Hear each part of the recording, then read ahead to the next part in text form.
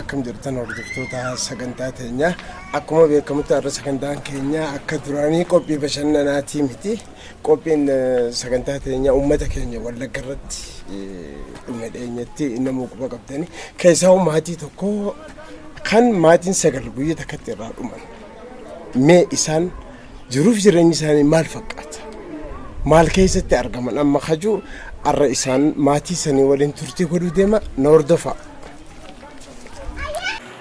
Kuni abbaa godha, kuni haadha gooti, kuni obboleessa hangafa olaanii simaa. Kuni abbaa kun simaa godhodhidha. Kuni haadha Warqituu Gammadaadha. Kuni obboleessa hangafa olaanii simaati. Kuni haadha manaa olaanii simaa Sannaayit Makonnini. Kuni mucaa obboleessa olaanii simaa Warqituu Lataa Olaaniidha. Asitti yeroo suurri isaa kanarra jirre kuni obboleessa Warqituu Godaa Kibrii Simaadha. Isheen kun haadha manaa Kibrii Simaa Bakunee Bayyanaati. Kuni daa'imti dubaraa kuni intala obboleessa kootii Araaree Kibriiti. Kuni mucaa xiqqicha kan obboleessa Warqituu Kibrii Simaa Naggaa Kibriiti. Maatiin kun maatii sagal jecha. Maatiin kun hundi abbaa warraa guyyaa san bakka takka dhumu. Guyyaa tokkotti sa'aatii wal fakkaataa keessatti yeroo awwaalchi isaanii ilaala. Awwaalchi isaanii bakka isaanitti dhufanii deemuun mammaatti. Ayyee hordoftoota sagantaa teenyaa akkumaan alatti isin beeksisuuf yaalatti adda qophiin keenya akka barame qophii bashannanaatii miti. Qophiin uummata keenya Wallaggaa laata hangam keenyaa quba qaba. Maali wanni isaan irra gahaa jiru? Maatiin anamma keessatti argamu kana guyyaa tokkotti maatii sagaltu irraa dhume. Bakkuma sanitti guyyaa tokkotti Oromoota 78tu guyyaa san dhume. Maatiin anamma keessa jiru kun warra maatiin sagal guyyaa tokkotti irraa dhume. Laata hagam keenyaatu uummata keenya akka Wallaggaa irra rakkoo ga'u jiraa kana meeqa keenyaatu beeyna. Khajuu anis maatii kana iyyaafannee bakka isaan jiranitti itti dhufne mee maatiin kun arra miira akkam keessa jiran. Uummanni Oromoo isaan qubanni qaba. Waan irratti maatii kanaan waliin haasoyna turtii gaarii. Maqaan koo Dheeressaa Simaan jedhama. Dheeressaa Simaa. Mee gamanumaan gaa Rabbi isin haa jajjabeessu jenna. Wanni uumamaan guddaa dhimma keessan qofaa miti kun dhimma Oromoo hundaa. Mee maali wanni sun haala akkamiin uumamuu danda'e sirraa maa eenyu kadhume amma sirraa maatii keetirraa kadhume? Balaan kun kan qaqqabe guyyaa tokkottidha maatii amma kanaa kan dhabne maatii sagalidha kan dhabne. Maatiin salgan kan abbaan koo hin jira. Warra dhuman keessaa haati koo jirti. Obbolaan koo lamaan ijoollee isaanii fi haadha manaa isaanii dabalateeti. Idaamni maatii kanaa kan sagal ta'e kan fagoo miti. Abbaa koo haadha koo obbolaan koo haadha manaa isaanii fi ijoollee isaanii idaamni kun maatii sagalidha kan guyyaa sanatti gaaf tokkotti dhume. Mee maali wanni guyyaa san uumame akkamitti dhageessanis? Wanti guyyaa san uumame uummanni keenya maatiin suni maatii qeenagaa qeesaa keessa baadiyyaa isa keessa jiraatudha. Maatii guutummaa guutuutti maatii qonnaan bulaati. Qeesaanii jiraatu haala isaan hin beekneen duraanis haala isaan duraan dursanii of eeggachuu hin dandeenyeeni tasa kan irra ba'ame kun meeshaa waraanaadhaan kun immoo meeshaa qara qabuuni. Saa meeqatti kan dhufan? Kun naannoo sa'aatii sadiif amma sa'aatii 5 gidduutti. Galgala keessa. Moo guyyaa? Gara ganama keessa. Ganama keessa. Sadiif amma sa'aatii 3 ka'ee amma sa'aatii 5 gidduutti ganama keessa. Guyyaan isaa guyyaa fulbaana 30dha. Kan raawwate guyyaa tokkotti sa'aatii kana keessatti maatii amma kanaatti kan dhabnee jiru. Isin akkamii haala kamiin dhageesse yeroo sana? Dhugaa jireenya naannoo anaan dhageenya egaa in bilbilame yoo bilbilamuun waan kunis akkasitti raawwata jennees wanti duraan dursinee tilmaamnes hin jiru. Nam tokkodha nam lamadhatu jedhamu bilbilli addaan ciccita. Inni nuu bilbilu deebi'ee achumaan bada inni nuu bilbilu deebi'ee achumaan bada. kan badu sunis maal jechuudha in du'aa jira jechaadha yeroo sanatti nuyi quban qabnu inni bilbilli jalaa cufamu sun hin du'aa jira jechaadha obboleessa kon gafa Solaanii jedhamutu bilbila ture bilbilli isaan bade ittaane eegoo kon jiru ture kibriitti bilbila ture achuaan bilbilli dhaamaa dhumarratti bilbilli hundi hin cufate booda darbaa dabarsumaan bifa kanaan dhageenye sadar kan raawwate kanaadha. Mee gaarii sittiin deebi'a masirra deebinee rabbi isin haa jabeessuu isin jenna mee isiniin itti aanee wal bara maqaan kee eenyu maatii keessaa eenyu asirraa dhume? An maqaan koo Margaa Olaaniin jedhama. Maatiin koo kan jalaa dhume maatii sagalidha. Akaakayyuu koo, akkoo koo, haadha koo, abbaa koo, obboleessa abbaa koo, haadha manaa obboleessa abbaa koo fi ijoollee obbolaan abbaa koo lama. Maatii sagaltuu. Miseelaan kana maqaa isaanii nama himee guutuu isaanii. Akaakayyuun koo Kibris Simaa Goror jedhama. Akkoon koo Warqituu Gammadaa jedhamti. Abbaan koo Olaanii Simaa jedhama. Haati koo Sannaayit Mokonnon jedhamti. Obboleessi koo Lataa Olaanii jedhama. Obboleessa abbaa koo Kibris Simaa jedhama. Haati manaa obboleessa abbaa koo Bakuunee Bayyanaa jedhamti. Ilmi obboleessa abbaa koo Nagaraa Kibrit jedhama. Intalli obboleessa abbaa koo Araaree Kibrit jedhamti. Mee wanni kun akkamiin dhageesse maaltu raawwatame mee wanni waan dhageesse keessa? Haalli guyyaa sun ture akkam ture? Waggaa dhageessu. Guyyaa sana akkuma caraatti bilbilumaan dhageenyu nuti hundi keenyas nuti sachiin jiraannu iddoo biraadha kan jiraachaa jirru. Maatumaaf nageenya maatii osoo bilbiluudha kan waraanni achitti banamee uummata nagaa jaarsolii jaartii daa'ima. Sa'a meeqatti wanni kun kate? Garuma ganamaati kan jalqabe waraanni naannoo isaatti kan jalqabe garuma ganamaadha. Tootaalii maatii keenya garuu kan mirkaneeffanne naannoo sa'aatii 11 irrattidha. Salgan isaanii dhabuu keenya kan mirkaneeffanne naannoo sa'a 11ttidha. Mee haalli yeroo sun ture akkamii waggaa dhageessu miirri za'aa san akkam ture? Egaa maatii kana dhabuun maatii umuriidhaan raage kana dhabuun maatii ka'umaa keessa jiraachuu hin dandeenye qotee bulaa mana isaa jiraatu dhabuun qeesaa keessatti dachee isaa irratti dhabuun miiruma namatti mul'isu nurratti mul'atu qofa miti miiruma saba Oromoo yeroo san dhagee hundatti mudata nurrattis akkuma maatii tokkotti yeroo sanaaf gadda guddaatu dhagahame garuu gadda sana baannee mataa jirra. Mararaa Olaanii Tole mee guyyaa sana eessa turte ati hoo eenyu asirraa dhume? Guyyaa sana nisi bakka sana hin jiru akkuma isaanii iddoo biraan ture. Kan duraa dhume abbaa koo, haadha koo, akaakayyuu koo, akkoo koo, obbolaan koo dabalatee nama sagal guutuu libsuu ijaatti kan nu dhabne. Mee haala akkamiin dhageesse waan kana? Akkuma isaan haasaa turanii bilbilumaan kan nu dhageenye hundi keenyayyuu. Gara sa'a meeqaatti ka dhageesse? Dubbiin kan ka'e biyya sanatti dubbiin kan ka'e gara ganamaati. Tole. Maatiin keenya dhumuu isaanii kan mirkaneeffanne garuu galgala keessa. Bilbilli nu jalaa babbadaa ture. Neetwoorkiinis akka garaa hojjechaa hin turre. Bilbilli isaanii sun cuccufama waan ta'eef galgala keessa kan nu mirkaneeffanne akka isaan hin jirre. Isaan dhumuun isaanii gana. Isin ka adda baafattan gara galgalaati. Gara galgalaati kan wanni isaa guutuu ka argattan odeeffannoo guutuu. Tole. Mee haala akkamiin isan booda argachuu dandeessa mooreef isaanii haala akkam ture wanni sun? Namni du'uun hin jira. Balaa akkamiitu ta'eyyuu du'uun hin jira.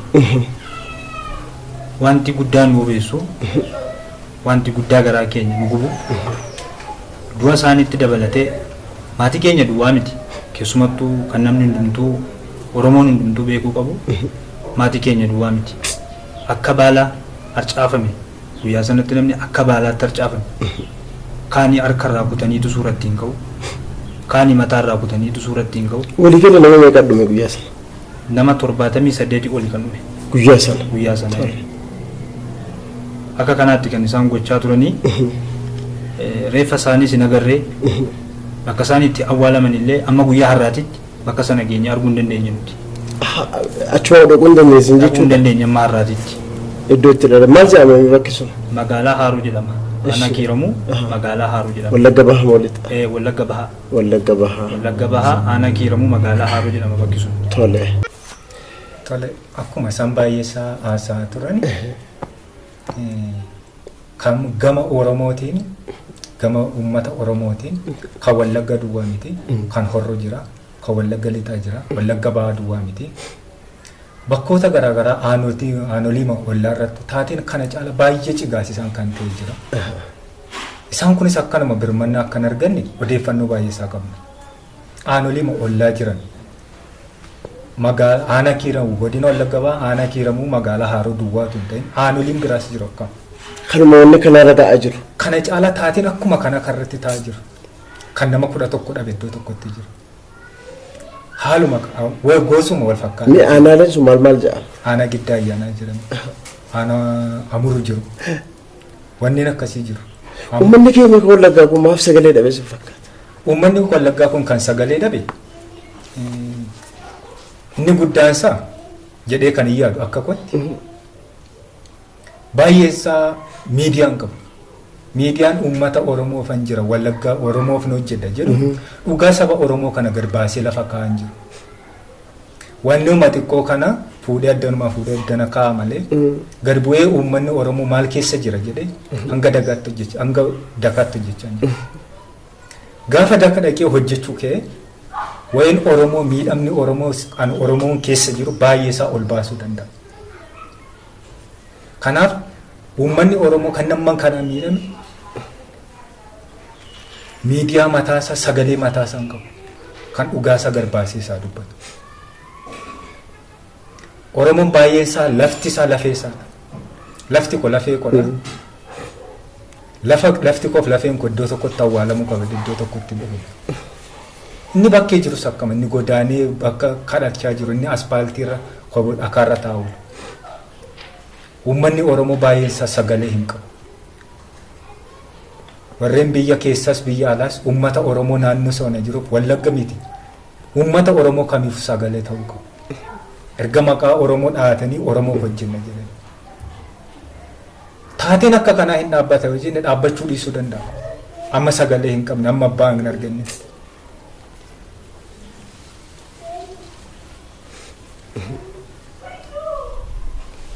Kanaaf mootummaanis kallattii isaatiin gama isaatiin uummata kanaaf birmachuu qabu. An miidhame uummata Oromoo kan iyyatu qaama miidhatii jecha.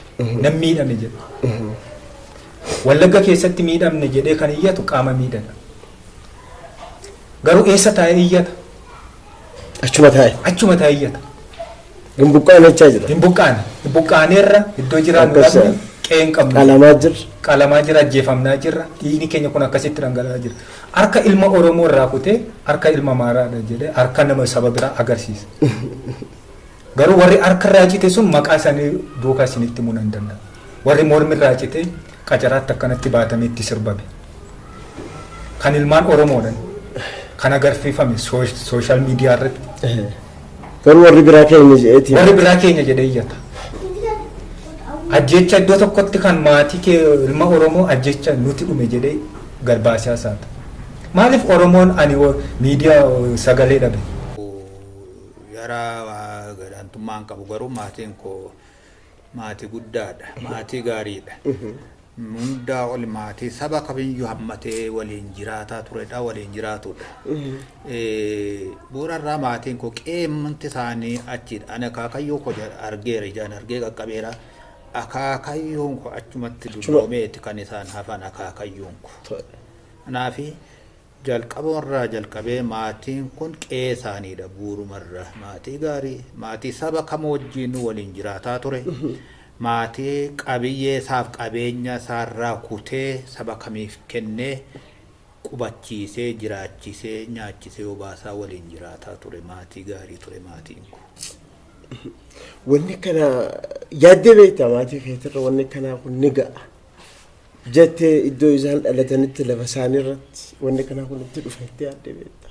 Gonkumaa gonkuma yaadeen beeku yaadamuus hin danda'u haalli maatiin koo amalli maatiin koo qabu wajjin yoon ilaalu gonkuma utuu cabseetti dhufellee kamumtuu irratti jigeerratti kufee kan balaa kamirraayyuu isaan baraaru natti fakkaata malee darbee isaanirra balaan akkanaa ga'a jedhee gonkuma ana miti kamumtuu yaadee hin beeku maatii jaalatamaa maatii gurguddaa maatii beekamaadha kanaaf balaan akkanaa maatii kurra yoomii ga'a jedhee yaadee hin beeku. Gaarii maali mee wanni kaayoon uummata kana hawaasa nagaan lafa isaa qotatee jiraachaa jiru kana dhufanii bakka maal si fakkaata kaayoon waan kanaa?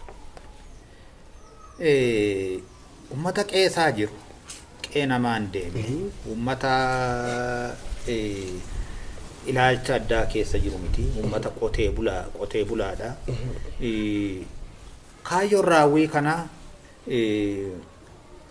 saboo sana balleessuuf rakkisuuf nuuf akka maatiitti nu gaddisiisa akka sabaatti immoo sabni kun saba Oromooti. Kanaaf qeema isaarraa buqqisuudhaaf qeema isaa balleessuudhaaf qee bareedaa sana dabarsee qabachuudhaaf waan kaayyeeffate natti fakkaata. Lafa Oromoo kana saamuudha.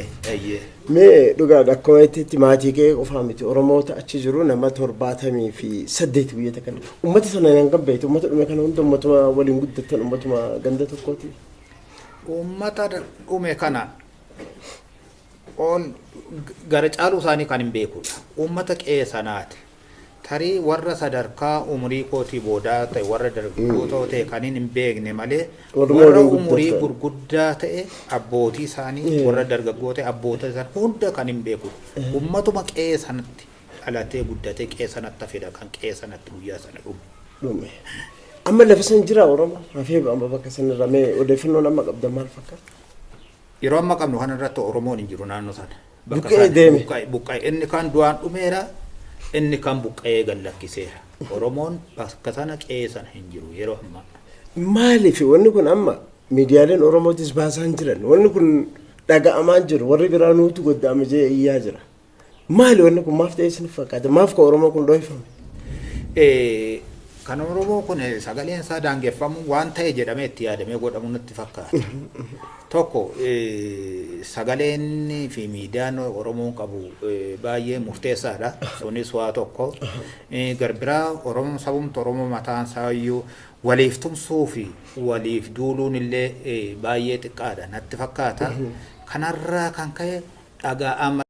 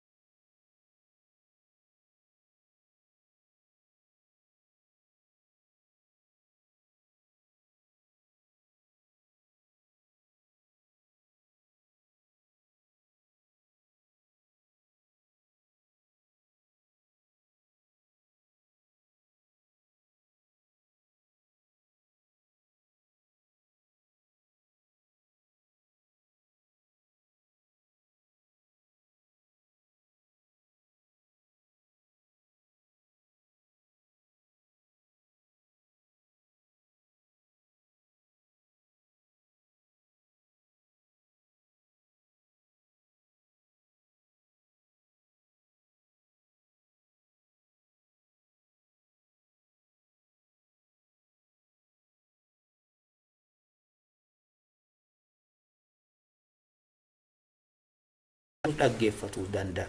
Yaannani qabu wannoon qabu battalumatti illee yeroo masanatti illee yeroo taateen kun raawwatullee tilmaamna ni qabu. Kanatti hanqata walii tumsuu hanqata isa jedhudha. Gaarii dhameeti akkamma guddaa isaaniitti maatiin kun silaa kun faca'ee jira. Maatiin kun amma kaafe jireenya akkam jiraataa jira. Ijoolleen haala akkamiin walii qabaa jirtan jireenya akkam jiraataa jirtan jira maatiin hafe kun. Maatiin amma olii gadi faffacee du'arraa hafee jiru kun yeroo ammaa kana jireenya gadadoodha. Gadadoo akkana jedhamee madaalamuun hin danda'amne keessaa kan inni jiru. Kun maatiin amma sanaa qe'ee bal'aa qe'ee keessa qabeenya bal'aa qabu suni har'a kafana tokkitti uffatu qaama isaatti uffatuun ba'eeti bakka bakkatti kufee kaan bakka isaallee kan beeknu jira kan bakka isaallee lubbuun jiraachuu isaa malee kan bira ga'uullee hin dandeenyeeti jira. Duun isaatis hin beekamne jiraachuun isaa hin beekamne. Kanatti jira. Kaan rakkataa jira. Inni lubbuun jiru immoo akkaataa inni itti jiraatullee kan hin beekneeti jira baay'ee isaanii yeroo ammaa kana. Maatiin koo maatii guddaa ture. Maatiin koo maatii sabaanis amantaadhaanis loqoda afaaniitillee osoo nama hin qoodiin afaan isaanii keessaa waan nyaataniif waan dhugan baasanii nama nyaachisee nama waliin jiraatanidha. Maatiin kun maatii bishaan dheeboon ennaan aannan nama laatudha. Maatiin kun maatii ofii beela'anii nama quubsanii jiraatanidha. Maatiin kun maatii gaaddisa aanaa sanaa turani. Laga bishaanii isa waraabbatanii kaasee maatii maqaa isaaniitiin lagdi bishaanii illee waamamudha. Lagdi bishaanii aanaa sana keessatti beekaman burqaa bishaanii beekaman maqaa simaadhaan waamama. Laga simaa jedhamee. Simaa akaakayyuu ga'eeti. Laga simaa jedhamee beekama.